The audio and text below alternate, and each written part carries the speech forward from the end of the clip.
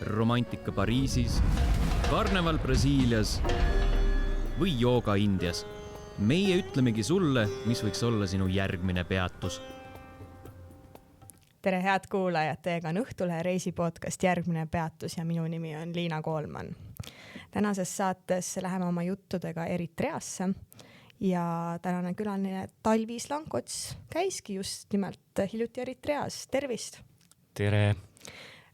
Räägi meile siis, mis koht see Eritrea õigupoolest on ja miks ta eriline on? No minu jaoks ma olen seda riiki nii kaua oodanud tegelikult, et kuigi ma ei ole sellest väga palju kuulnud, aga ma olen seda oodanud, sest ta on nii lukus riik, et see ei ole niimoodi, et lähen lihtsalt sinna, ostan pileti, näiteks lähen sinna, maandun, booking kuskil enne hotelli näiteks või siis kas või olen kuskil, ma ei tea, rannapuhkusel või niimoodi. Et sinna riiki üldse saada, siis sa pead korralikult eeltööd tegema, ehk siis viisa näiteks, üksikisiku viisa. Kõige lähim, kus sa saad seda taotleda, on Rootsis. Sa pead seal 2 korda isiklikult kohal käima, see võtab aega vähemalt 2 kuud ja siis sa saad sinna küll minna, aga siis sa saad ainult olla pealinnas, ehk siis kui sa tahad teistesse linnadesse näiteks minna, siis pead taotlema luba. Et ei ole lihtsalt, et lähen sinna ja hakkan avastama. Sul on vaja luba. Mina käisin muidugi läbi siis turismibüroo, mis on natukene lihtsam, aga siiski, ehk siis seal on mingi teatud kindel arv turiste, keda lastakse sisse ja lähedki ainult läbi turismibüroo ja ka sealt peab siis olema nagu luba olema teistesse linnadesse minekuks, et ei saa lihtsalt jälle minna samamoodi, et nende kaudu võtan viisa või midagi sellist ja siis lähen mööda riiki laiali. Ei, sa pead kogu aeg olema koos turismigrupiga. Miks see luba on vajalik? Selles mõttes, et mis seal siis nagu vaatab mingi väga suur vaesus vastu või nad kardavad midagi näidata või mis see põhjus võiks olla? No, põhjused on mitmeid. Esiteks see, et neil oli seal kunagi Eritreaga selline korralik sõda ikkagi 30 aastat oli neil sellist vaenu, ehk siis päris sõda oli. Kellel oli, kellega sa ütlesid Eritreal, Etioopiaga. Etioopiaga. Ja, naaberriigid küll on ju, nagu ikka naabritega juhtub igasugust asju. Ja kuna see sõda, ametlikult justkui on see läbi, aga president on piisavalt selline jõuline ja diktaatorlik võiks öelda, siis see ühiskond on ikkagi niivõrd sõjale pühendunud, et kaitsele siis seekord, et nad isegi näiteks sõjaväeteenistus on siiamaani 6 aastat minimaalselt. See tähendab seda, et minimaalselt 6 aastat, maksimaalselt seal ei olegi piiri, osad on 15 aastat, osad on 10 aastat, et see on niisugune nii suletud ühiskond, nad tahavad ka muidugi, praegu on selle hästi turvaline ja ongi tänu sellele turvaline, et see diktaatorlik ühiskond on sõjale väga palju rõhku pannud, kaitsele väga palju rõhku pannud. Aga seda samas ei taheta näidata, ütleme avalikkusele, et kui seal minna näiteks mingite teatud piiriäärsetele aladele, siis ongi mingid kohad nagu natukene ikkagi keelatud. Seal on ka ohtlik võib-olla, aga nad ei taha seda näidata, seda piiriala seal. Siis nad ei taha ka näidata seda vaesust, mis on isegi kesklinnast, kesklinnast väljapoole. Seda vaesust nad ei taha ka näidata. Minul näiteks oli uus, et läksin esimesel päeval täiesti üksi niimoodi tuiama sinna linna peale ja kesklinnast kuskil 5-10 minutit jalutamist eemal oli selline agul. Ja mina läksin muidugi sinna kaameraga ja tegin pilte ja filmisin ja siis tuli üks onu, ütles, et vaata, siin ei tohi filmida. Kes see onu oli, mingi suvaline tüüp? Ta tegelikult oli sellise aguli, võib-olla mingisugune Tegelinski seal, võib-olla mingi kohalik boss, kuidas ma seal ütlen, külapealik võib-olla. Ja ütles, et siin ei tohi filmida. Mina olin kunagi, ta ütles, et kas ta oli mingi politsei moodi asi, aga ta on erru läinud siis. aga ta teadis väga hästi neid seaduse reegleid, et siit edasi piirist ei tohi filmida. Aga no ma olin enne juba käinud seal väga pikalt niimoodi laialt, aga siis samal ajal ma ka filmisin, kui ma rääkisin temaga. Ta ütles, et siin ei tohi filmida, mitu korda ütles, aga ühesõnaga vestlus on sul vestlus on mul vähemalt filmitud.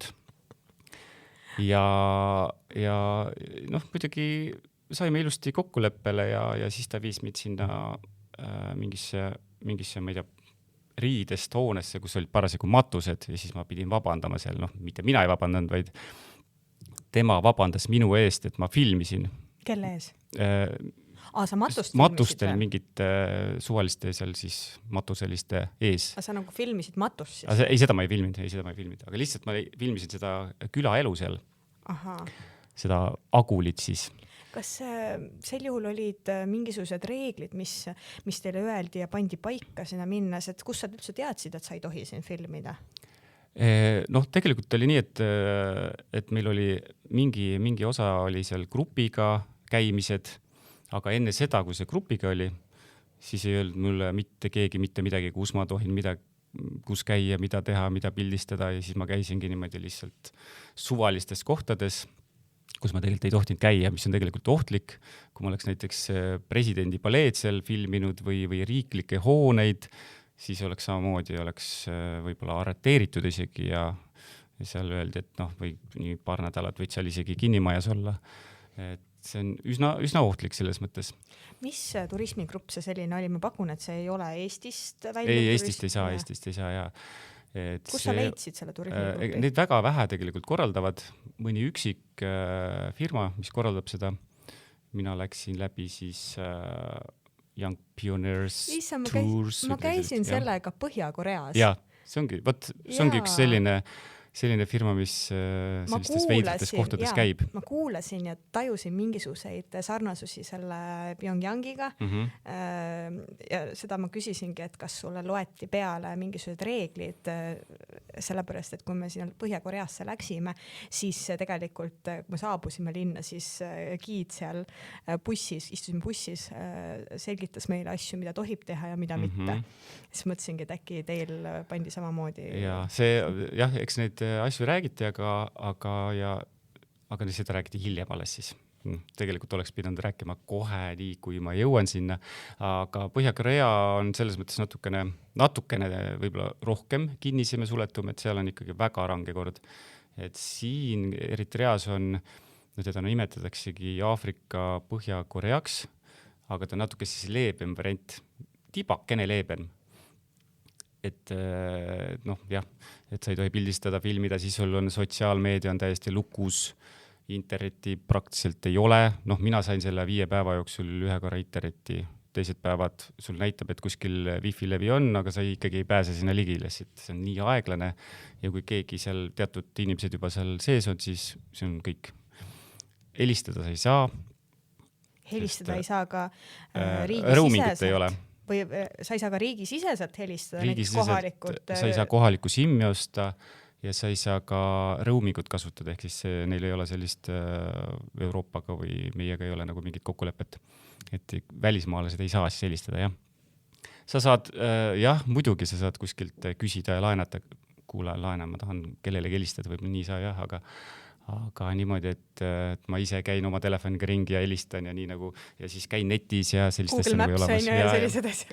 Google Maps, kus juures isegi enne alla laetuna töötas isegi. Ahaa, et siis olid need kaardid sul tegelikult olemas? Need kaardid oli olemas, sellepärast oli nagu lihtne, muidu ma oleks seal täitsa ära eksinud, aga sest ma käisin ikkagi, esimesel päeval kõndisin 19 kilomeetrit ligi jala.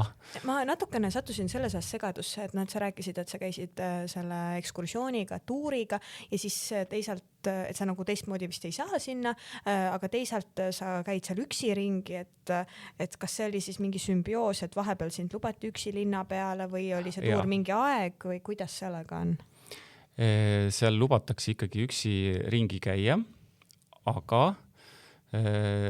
grupiga sa saad ainult siis nagu linnast välja minna ja seesama Aguli piir, seal ma oleks pidanud ka tegelikult grupiga käima.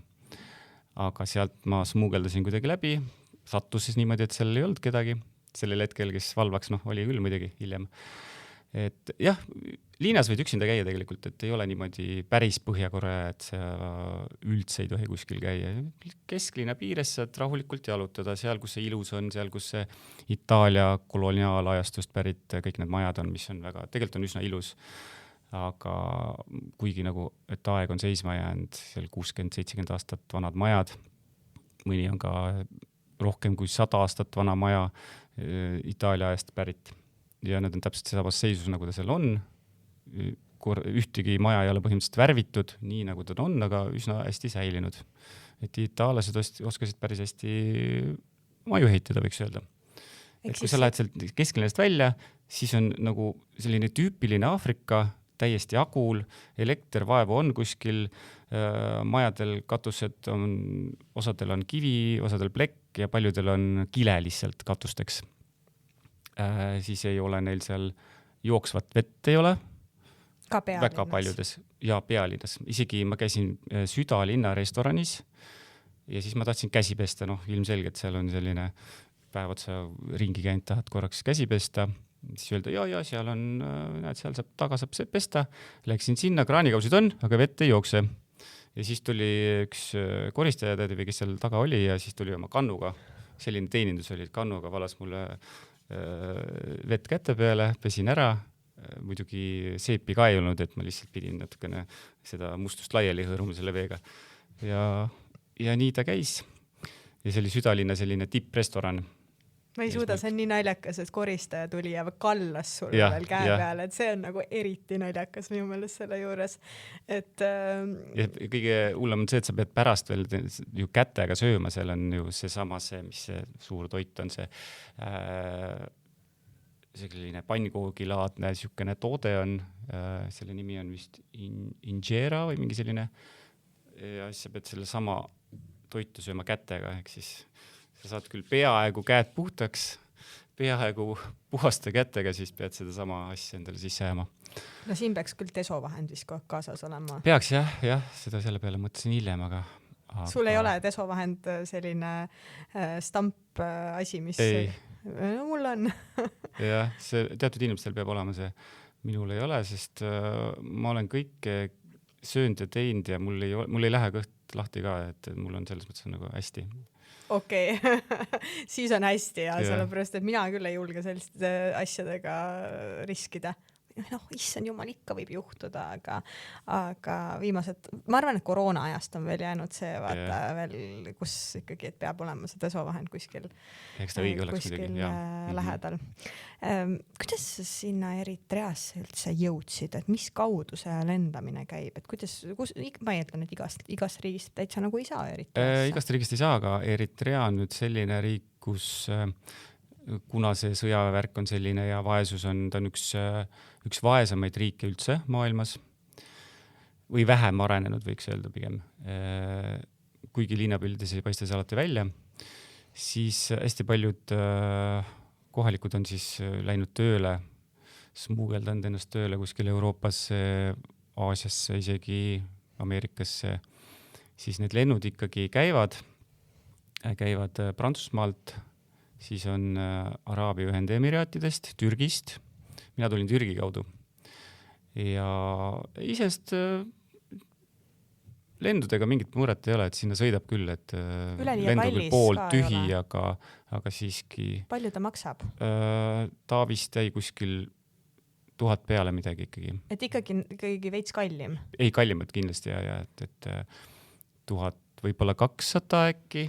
No siis ikka täitsa juba korralik, et enam päris kõige odavam nagu ei olnud. Ei, odavad, jah, ütleb, kui tahadki sellist väga spetsiifilist ja kõige hullem on see, et sa ostad ju selle tuuri kõigepealt ja siis sa pead täpselt samadele päevadele vaatama ka lennud või pluss miinus 1-2 päeva.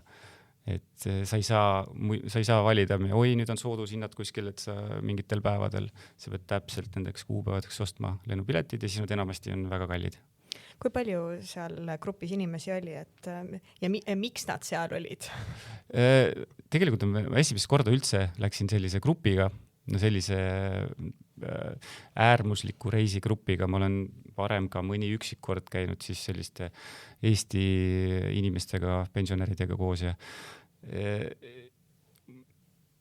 seal on noored, see on huvitav, mitte kõik ei ole noored, aga pigem on 25 kuni 45-50 sinna vahemikku on noored, meid oli kuskil seal 15 tükki ja kõik on erinevast maailmast ja kõik on sellised nagu päriselt hullud, reisihullud, et osad on siis, kellel on 180 riiki läbitud, kellel 100, 100 on seal juba siuke kehvakene, et sa oled siukene juba Kuule, palju sul nüüdseks on, et sul on ju ka üle 100? Jah, nüüd on 123 on praegu ja eks tuleb iga aastaga minimaalselt 10 tuleb juurde. Praegu ma olen vähemalt ilusti viimased aastad tubli olnud, et 10 on ära tulnud ja tuleb siis, nüüd on juba siis 8 aastat jäänud, siis peaks kõik riigid ära tulema. Jaa, ma küsisingi seda turismigrupi teemat sellepärast, et kes otsustab Eritreasse minna, et ilmselgelt see ei ole inimene, kes läheks, kelle jaoks on esimene reisisihtkoht, ma ei tea, Hispaania või Kreeka, et see on ikkagi inimene, kes on väga palju näinud ja tahab midagi ekstreemsemat kogeda. Ja ma arvan, et väga paljud eestlased üldse ei ole seal käinud, siis ma enne guugeldasin ja mugeldasin, et äkki leiaks mingi eestikeelse reisiloo või midagi sellist või keegi on kuskil kommenteerinud, kas või pildid, et ma olen käinud ja siis midagi on seal alla kirjutatud paar rida. Ma ei leidnud mitte ühtegi, et kui tavaliselt on mingi riigi kohta on ikka paar lugu, isegi selliste vähem käidud riikide puhul, siis ma ei leidnud mitte ühtegi. Hiljem tuli välja, et mingi vana artikkel ikkagi on olnud kuskil lehes. Aga jah, seal võib-olla käputäis inimesi on käinud, aga seda vahvam on, et sa lähedki, sõidad sinna ära ja vaatad, et et siin on, sa tunned kohe midagi, et see on nii eriline kuidagi. Sa ei sotsiaalmeediat, mitte midagi ei ole seal, sularaha sa ei saa välja võtta, sest ei ole automaate, siis ei ole, kohalikud ei saa näiteks pangalaenugi võtta, sest ei ole sellist asja olemas nagu pangalaen. Ja raha, jah, kõik kogu see ühiskond on sularahas siis, et... Aga mis siis, kui sa ei oleks teadnud, et seal pangaautomaate, ma eeldan, sa teadsid, on ju? Ja ma teadsin ja ma tegin seekord korraliku eeltööd. Et mis siis, kui sa ei oleks teadnud ja sa oleksid saabunud sinna, ma ei tea, stiilis 100 eurot ja võib-olla see 100 euroga saab seal palju, ma ei tea, ütleme mingi väike kogus sularaha ja siis mõtled, et hakkad seal kas või raha välja võtma, sest ma võtan ka tihti peale raha välja seal. Mis siis oleks saanud sinust? Siis oleks küll midagi oleks välja mõelnud, kuna oli ikkagi grupp, et küll oleks, seal on juba esimesed poole tunniga on juba pooled on sõbrad ja et küll oleks saanud kellegilt laenata ja eks mul sarnane olukord on olnud, mul kunagi varastati tühjaks Hiinas, mul oli siuke ärireis oli $9,000 varastati kott koos telefonide asjadega ja isegi osad dokumendi läksid. Et siis oli 2 nädalat reisi oli ees, mul ei olnud üldse raha. Siis ma laenasin selle ühelt kohalikult hiinlaselt. Aga ma teadsin teda muidugi. Aga hiinlane vaevu neil on seal, ega nad ei elanud hästi, aga laenas mulle siis seal mõned 100 eurod ja sain sellega kuidagi ääri-veeri ära. No ma vaatasin Wikipeediast, mis on Eritrea riigikeel ja uhkelt oli seal kirjas, et ei ole. Küll aga räägitakse tigriinia, araabia ja inglise keelt. Mis nad siis seal ikkagi said kellegiga suheldud? Jaa, oli tegelikult inglise keelt räägivad, itaalia keelt üsna palju isegi, araabia keelt ka, aga tigriinia ja tigre on 2 keelt siis, mida nad räägivad, need on üsna sarnased ja seda sorti inimesi seal siis ongi kõige rohkem, need vist 2 peale kokku äkki oli 80% on neid etnilisi gruppe, siis on kokku 9 ja tigriinia ja tigre, neid peaks olema siis valdav osa. Aga kokku on neid 9 ja eks nad räägivad siis igaüks eri keelt ja nad ise ütlevad, et neil ongi 9 erinevat riigikeelt. Aga ametlikult on see kindlasti teistmoodi, aga said sa kellegagi rääkida, on nad valmis välismaalasega vestluses laskuma? Jaa, nii palju kui ma rääkisin, tegelikult need hästi sõbralikud inimesed, seal samas küla vahel, kui ma üksinda käisin, kus tegelikult ei tohtinud olla, seal ma rääkisin päris mitmete inimestega. Osad olid siis noored, seal sellised 10-15 vanuses väga sõbralikud, uudistasid, muidugi tahtsid raha, nad on juba ikkagi natuke juba saavad aru, et meil vist on raha. Ja muidugi ma ühel annad, siis on 100 tükki seal järel, et ma enam sellist asja ei tee, et ma annan neile. Vahepeal arva küll. Ja siis oli ka vanemaid inimesi, kellega ma suhtlesin, väga viisakad, väga sõbralikud, rääkisin ühega ka juttu, tema teadis isegi, kus Eesti on ja ta on isegi Euroopas käinud. Ja siis ma tegingi temaga nii-öelda videointervjuu, et küsisin, et kui lihtne on Eritrea inimesel välismaal käia. Ta ütles, et et oleneb, et tema ealiselt, tema oli seal 65-70 sellises vahemikus. Ütles, et tema eas on lihtne, kui sul on raha. Tema sellepärast ongi reisimas käinud. Aga noorel, temal omad kohustused, sõjaväes peab käima kusjuures ka naisterahvas. Ehk siis seal ei ole vahet, oled sa mees või naine. Et nendel on siis natukene keerulisem. Terve see noorusaeg on siis väga keeruline ka riigist välja saada. Nii ta andis mulle mõista. Aga vanemas eas, et kus neil ikkagi seda raha nii palju tekib, sellepärast et lennupilet kallis Euroopas näiteks on ju ikkagi võrreldes Aafrikaga ju väga palju kallim. On ja. Ma arvan, seda ma nüüd ei küsinud, aga ma arvan, et seal ikkagi keegi sugulane elab, töötab kuskil välismaal ja siis ta käiski seal kas külas ja siis samal ajal kuskil ka mujal. Jah, kõlabki niimoodi, et selline keskmine, ma ei tea, stiilis pensionär. Ma ei tea isegi, kas neil on seal selline asi nagu pension, et võib-olla töötadki surmani. Jah, seda ma ei tea, kas neil pension on, aga ma tean seda, et üle 10 aasta need, kes on olnud nii-öelda sõjaväes, et mingil hetkel nad ei pea küll füüsiliselt kohal olema, aga nad peavad maksma riigile nii-öelda siis sõjaväemaksu, mis on siis hästi umbes 40-60% palgast. Ja seda siis, kui sa oled juba 15 aastat tagasi sõjaväkke läinud, ehk siis sa oled ju nii-öelda ametlikult veel sõjaväes, aga maksad lihtsalt maksu. Et õnneks kohal peal ei pea olema, aga ikkagi see on ikka päris koormav, et nagu siis pereelu kõrvalt suur osa palgast ära maksta. Ja seda enam, et see palk ilmselgelt ei ole üleliia suur. Ei ole muidugi, ja. Ja kui sa oled sõjaväes, siis sa maksad ka, mitte ei maksa, vaid siis sa saad tasu umbes $300 kuus, mis ei ole väga, väga suur. Tunduvad, ma tahaks küsida, kas nad on õnnelikud, aga ma küsin siis niimoodi, tunduvad nad sulle õnnelikud? Ja tegelikult tunduvad ja ma küsisin natuke provotseeriva küsimuse ka selle giidi käest, kohaliku giidi käest. Ma küsisin, et kas võib kõike küsida ja niimoodi, et ütles, et muidugi võib kõike küsida. Ma küsisin, et kas võib ka küsida näiteks teie presidendi kohta midagi, et ma tean, et see on teatud riikides on siga väga-väga tabu. Ja siis ta ütles, et ei, siin ei ole midagi küsida, et siin me oleme väga õnnelikud ja me oleme väga rahul temaga ja sellega nagu teema piirdus, et ikkagi on aru saada, et nad ei taha rääkida sellest. Diktatuur. Või ei tohi rääkida. Diktatuur. Jah, diktatuur. See president on olnud võimul üle 30 aasta ja valimisi ei ole vahepeal toimunud, nii et ta on väga-väga range kord on seal selles osas.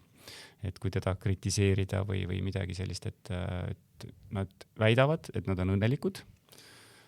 Pealtnäha tunduvad ka õnnelikud, aga ei tea. Ma arvan, et neil ei ole võrdlusmomenti sellega, milline elu võib olla. Ja, võib-olla tõesti. Millised teemad veel on sellised, mille kohta justkui ei tohi küsida või millest ei räägita? Aga ei üllatavalt paljudest asjadest nad ikkagi räägivad ja isegi sõjateemadel nad väga aktiivselt räägivad ja see sõjapilt on igal pool täis kõik. Et nad ju just kui nagu võitsid selle sõja. Mis see sõjapilt on? No näiteks oli selline hästi vana keeglisaal, kus kõik toimus käsitsi, ehk siis kui sa viskad selle kuuli sinna ja taga on need kurikad, lähevad pikali, siis seal taga on väiksed poisikesed kes ise füüsiliselt võtavad selle kuuli ja need samad kurikad panevad püsti ja kuuli viskavad tagasi sulle. Issand, kui äge. See on nagu vahva. Et sealsamas selles samas keeglisaalis on siis hästi palju selliseid sõjaga seotud pilte, et neil on nagu igal pool see. Siis on neil selline sõjamasinate, tankide surnuaed. Seda nad ka nagu promovad, et justkui, et näed, et see oli, nad ei peida seda sõjateemat, kuigi neil oli päris kohutav katastroof oli vahepeal siin 98-2000 seal vahemikus. Selle lühikese ajaga erinevatel andmetel hukkus 70 000 kuni 300 000 inimest. Ja see oli neil üsna ju nii-öelda hiljuti veel. Et päris ametlikult nad sõlmisid rahu alles 2018. See on ka väga hiljuti. Et vahepealne aeg on siuke väga ärev, kord on jälle kuskil seal piiritülid, keegi on jälle surma saanud ja Etioopiaga jätkuvalt Etioopiaga ikkagi, ja. Et see on ainuke selline. Etioopia on nagu, meil nagu siin ka naaberriik on sarnane teema tegelikult. Et selles mõttes on nagu praegu on väga turvaline seal, et sa lähed sinna, sa saad isegi öösel ringi käia rahulikult niimoodi, et sa ei pea tundma, et keegi siin sult midagi varastab või röövib või midagi. Mis teeb selle turvaliseks? Mis osas? Ma arvan, et see ongi nüüd see sama diktatuur, mis on see sõjaväeline kord, see välismaailmaga siukene lukusolek, info väga ei liigu seal väljaspool maailmaga. Muidugi nad saavad suhelda ja helistada tegelikult, et see ei ole nii lukus nagu Põhja-Korea ikkagi, aga piisavalt lukus, et nad ei tea nii detailselt, et mis seal väljaspool toimub. Nad teavad, et mis seal naabritega ja niimoodi toimub ja muidugi nad tahavadki päriselt ka rahu, et nad on nii palju sõdinud ja peale sellist suurt sõda ja sellist draamat on alati vaikusrahu päris pikka aega, et ma arvan, et see on ka üks põhjus, et neil on praegu tõesti turvaline. Ajakirjandusvabaduse osas on see maailmas täitsa seal lõpus. Mida see endast kujutab? Mil moel seda tajuda on? Kas on üldse? Tajuda, ega seal turistina on väga raske seda tajuda. Ainult see, et sa tõesti, sa jõuad sinna riiki ja telefoni sul põhimõtteliselt rohkem enam vaja ei ole. Pane see kuskil ära, kui sa tahad tee pilte ainult. Et sa ei saa mingit infot, see ongi see täiesti lukus, ei sissepoole ei tule, ei väljapoole ja ma ei saa isegi, ma ei tea, oma lähedastele midagi öelda, et kuuled. Mõtlesin juba seda, et kui näiteks juhtub midagi, sa satud haiglasse, oletame. Ei juhtu midagi hullu, aga satud haiglasse ja sa ei saa isegi oma lähedastele öelda, et kuuled, sa oled haiglas nüüd nädal või 2, et mingites liinades näiteks see Massaava oli üks selline hästi sõjast väga-väga puruks pommitatud linn, et seal ei on nagu interneti üldse, et seal näiteks midagi juhtub, siis satud haiglasse, siis mis saab? Oled seal haigas, sa ei saa raha kuskilt välja võtta, siis sa ei saa helistada, siis sa ei saa internetti kasutada, siis istud seal niimoodi tühjale koha peal ja ei saa kellelegi öelda ka, et kuule, et võib-olla saad kellegi sõbraks ja ütle, et kuule, helista või anna teada kuidagi moodi, aga see on siuke ajakirjandusvabadusest rääkides seal ajalehed, ma eeldan, ilmuvad ikkagi. Ajalehed ilmuvad, jah. Viskasid pilgu peale, et mida seal kirjutatakse või kelle pildid seal on, et kas diktaator tema on see kõige parem ja sellised uudised? Mul üks väike ajalehe jupike on kodus, sattus kogemata kaasa seal. Aga lubati kaasa võtta või võtsid salaja? Ei, ma ei võtnud salaja. See oli, ma tegelikult tagantjärel mõtlesin, et oleks võinud muidugi lugeda ja võtta kuskilt taga või osta. Aga see pakiti mulle kaasa niimoodi, et ma ostsin ühe suveniiri ja siis seal pakiti see sama kohalik ajaleht kaasa. Nii et ja mis seal kirjas oli? Ega seal väga aru ei saa midagi, aga see oli siuke väike jupikene, et seal tervet ajaleht ei olnud, aga muidugi seal otse loomulikult on seal ikkagi see president on iga lehekülje peal. Kui mitte iga, siis vähemalt esilehe peal. Kas sa selliseid asju nagu nutitelefonid või tahvelarvutid või ka lihtsalt arvutid, nägid sa selliseid asju, mis on meie maailmas tavapärased? Ei, nutitelefonid on täitsa olemas seal. Mis nad teevad sellega, kui nad eriti, kui nagu netti ei ole või? Pilti teevad? Tegelikult neil endal ikkagi mingi net on neil, vaata ise saavad kasutada ikkagi, et internetil on neil olemas ja nad kasutavadki ikkagi interneti, lihtsalt paljud leheküljed on lukus ja nad tõenäoliselt, mida mina tean, see giid näiteks õpib keeli, siis kõik jalgpall on, tegelikult nad teavad jalgpallist väga hästi, jalgpalliriik on ka, sest need pubid ja kõik need kohad, kus me käisime seal, oli ka mingi õhtul oli kuskil seal välismaailma jalgpall. Mina väga palju jalgpallist ei tea, aga ma tean, et seal olid mingid, eks nad mingi UK ja need olid ja kohalikega rääkides, siis nad väga hästi teavad, et mis klubid on ja ma tean seal osadega, nad rääkisid seal, et sellega on nad väga kursis. Välismaailmaga teatud osas on väga kursis, aga tõenäoliselt nad ei tea poliitilistel teemadel väga palju. Aga linnapildis näiteks autosid on palju? Autosid on väga vähe, see on küll et autosid sa võid vabalt südalinnas, kus on miljoni elanikuga linn, sa võid vabalt kõndida üle tee ja sa ei pea vaatama, kas autot on tulemas või ei ole. Seal muidugi sõidab neid et see kõige põhitänava, kõige suurem tänav, et seal ikkagi autod sõidavad, aga sa ei pea üldse muretsema, et see sinna alla jääd. Esiteks on sõidavad väga aeglaselt. Väga rahulik chill on seal. Ja siis mõni üksik auto ja buss ja sõidab ja muidugi eeslitega ka ikkagi sõidavad veel siiamaani.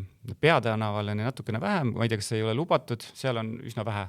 Aga nii, kui sa järgmisel tänava lähed, seal on neid eesleid nii palju ja hobuseid ja igasuguseid selliseid loomi on seal. Võib-olla see peabki olema hästi esinduslik, see peatänav, et see on võib-olla mingisugune reegel, mis on paika pandud. Jah, ma arvan, midagi seal on, sest seda on kohe näha, et seal neid eesleid millegi pärast ei ole. Ja lähed nii, kui sa kõrval tänaval lähed, tänav 2 edasi, siis on kuidagi puutub see asi natuke selliseks, no seal on see turg ka muidugi, et seal turu kõrval on, eks neid on hobuseid vaja transpordiks. Ja mida turul müüdi? Turul,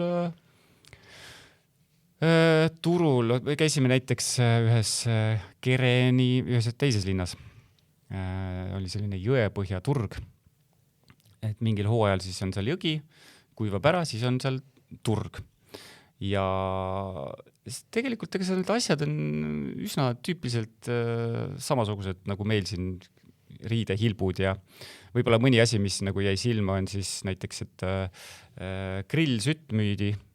Meil müüakse ikka suurte kottidega niimoodi, et võtad seal suure mingi selle, kui sa veel enam, et kui sa näiteks kütad mingisuguse, ma ei tea, maja kas või mis iganes sul seal on, siis nemad müüvad neid väikeste topsidega, neid siuksed pisikesed, 1-2-3 liitrit pisikesed, need topsid olid siis seal niimoodi ees. Huvitav, miks?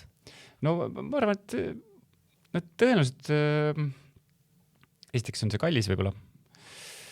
Neil on muidugi soe ka, ega seal ei ole vaja väga kütta, eks nad kasutavad seda pigem toidu tegemiseks. Ja tõenäoliselt ei ole neil raha osta pikalt ette, vaid ostavadki selle väikse koguse, käivad iga paari päevadel, nagu meie ostame piima näiteks, ostab tema seda sütt endale küpsetamiseks näiteks. Mis need hinnad üldse on, ma ei tea, poes, turul? On üldse selliseid meie mõistes supermarketeid näiteks? Ei, supermarketeid ei ole. Sellised, kõik on pisikesed poed, ikka väga-väga pisikesed. Ja kui hindadest rääkida, siis näiteks huvitav seos on, mida tavaliselt ikka vaadatakse, on õlu ja vesi näiteks. Et ühes kohas oli, ja Coca-Cola, võtame see ka niisugune tüüpiline. Ühes restoranis näiteks, et Coca-Cola maksis 3 eurot. Ei, vastupidi oli, vabandust. Coca-Cola oli 1 euro, vesi oli 3 eurot, jõulu oli ka 1 euro. Eks vesi on seal üsna kallis, vett nad ise ei tooda. Ja nad teevad koha peal ainult mullivett, aga tavalist vett impordivad alati sisse. Ehk siis tavaline vesi on seal hästi kallis. Aga inimesed joovad kraanivett seal? Jaa, kraanivett joovad. On ta selline et mida nagu turistidel lubatakse ka juua? Turistidel ei soovita, jah. Ei, kindlasti keha pole harjunud. Ei, keha pole harjunud, jah. See ei ole, koha peal, eks nad on harjunud sellega ja ega ta muidugi seal neil ka kindlasti tervislik ei ole, aga nad on vähemalt harjunud sellega ja mingit hulle kõhuhädasid ei ole. Yeah. Tõenäoliselt. Tahtsin seda küsida. Mis oli sinu silmis, kes sa oled väga palju maailma näinud, mis oli kõige suurem vaatamisväärsus? Vaatamisväärsus, ma võib-olla ütleks, et linnapilt on nagu ikka selline huvitav. Vaatamisväärsus üks oli Massawa linna muidugi, see on nii puruks pommitatud, see on endine pealinn ja kõik need ajaloolised hooned, seal olid ka ju need Itaalia ajastust pärit hästi ilusad, sellised mustrilised ja väga ilusad hooned. Ja enamus oli siis ära lammutatud, aga inimesed elavad seal samas lammutatud majas sees tegelikult. Need on kohe kukkumas need majad, ma käisin isegi mõnes seal sees ja ma vaevu julgesin seal kuskil ringi liikuda, aga nemad elavad seal. On see selline, aga teine asi, mis mulle väga meeldis, oli, kus ma varem ei ole käinud, on kaamlite turg. Eesti keeles on õige, kaamelite turg on vist õige. Ja igal esmaspäeval tulevad siis kokku erinevatest siis, see on siis Kereni lähedal, tulevad kokku nii ostjad, müüjad kui ka niisama, tulevad sinna suhtlema kohalikud elanikud. Seal on nii kaamleid, siis on eesleid, kitsed, veised. Kaamlitel on üks ala, tohutu suur, ma ei tea, mitu 100 või 1000 neid seal on, mitte mitu 1000, aga kuni 1000. Ja teine plats siis on, kus nüüd kõik need teised loomad on ja see on kuidagi nagu nii ehe, et sa lähed sinna sisse ja sa võid sinna õnneks minna ja nende kaamlitega lausa juttu ajada, nad on nii sõbralikud, panevad sulle pea siia kuskile põse peale ja mõni lausa limpsib sind ja see on üks niisugune äge koht. Otseselt ei ole nagu mingisugune maja, mida vaadata või mingi asi, aga see emotsioon on sellest äge. Ei, kui ma ise küsisin vaatamisväärsus, ma ei pidanudki sellist mingit maja või hoonet silmas, vaid selline pigem ma eeldasingi, et sa vastad mõne veidra olukorra või veidra asja, mida sa oled näinud, et inimesed, kes on ikkagi maailma rohkem näinud, nende jaoks on kuidagi need vaatamisväärsused teistsugused. Jaa. Et seda ma tegelikult küsisingi sult. Kuidas kohalikud välismaalastesse suhtuvad?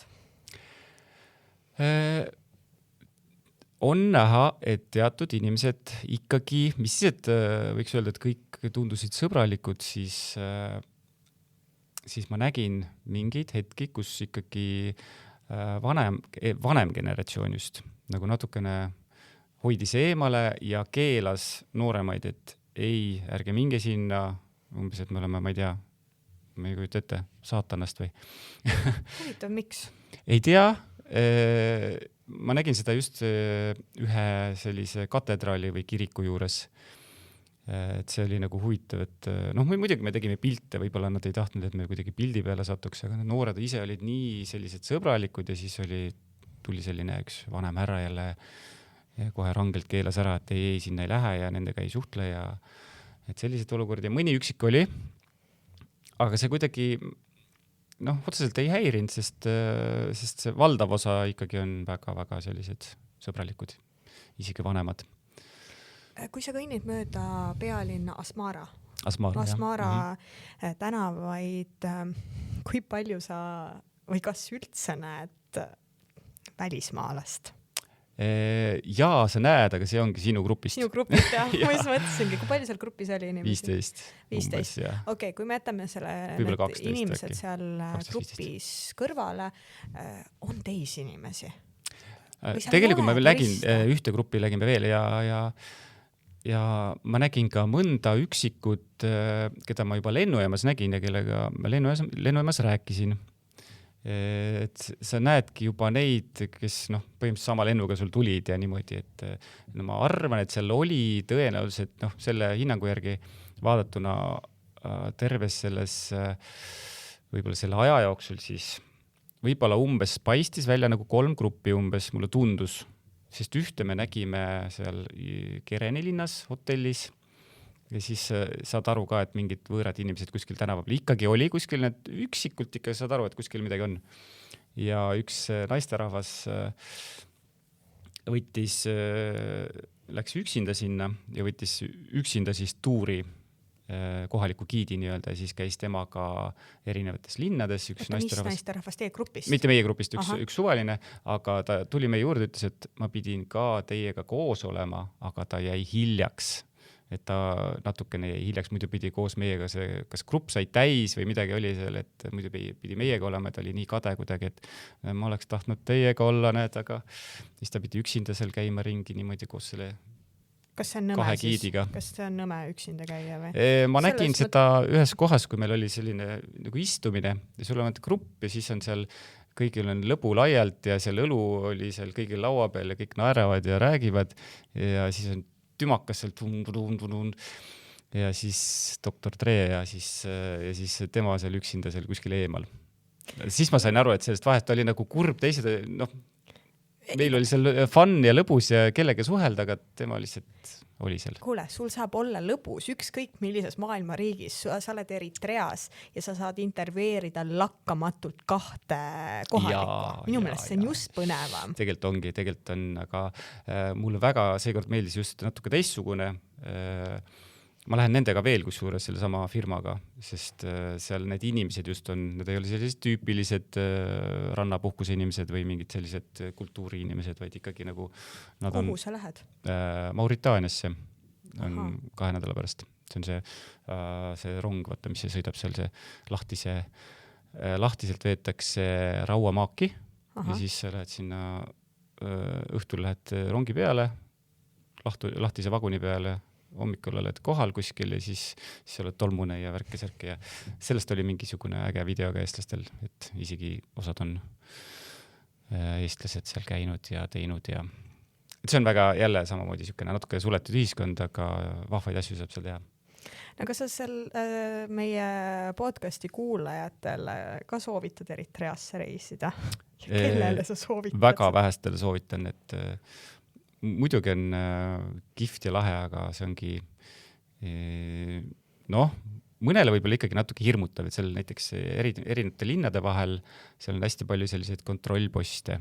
Minu jaoks ei ole see hirmutav, et jälle peatatakse buss kinni, vaadatakse, kes sees on ja niimoodi. Ja ikka kuskil on mingid relvad ka ja minu jaoks hirmutav ei ole, aga tavaturisti jaoks see kindlasti ei ole see koht, et see on ikkagi, kui sul on natukene kui sa oled juba käinud ja sa ei taha rannas istuda, siis on see koht ja sa tahad nagu avastada, tõeliselt midagi avastada, siis on see väga äge koht, väga äge. Aitäh sulle, Talvis, selle ägeda vestluse eest. Palun. Ja järgmine peatus on eetris 2 nädala pärast. Kuula meid üle nädalati kolmapäeval Õhtulehest, Spotify'st, SoundCloud'ist või iTunes'ist ja ära unusta meie podcasti tellida.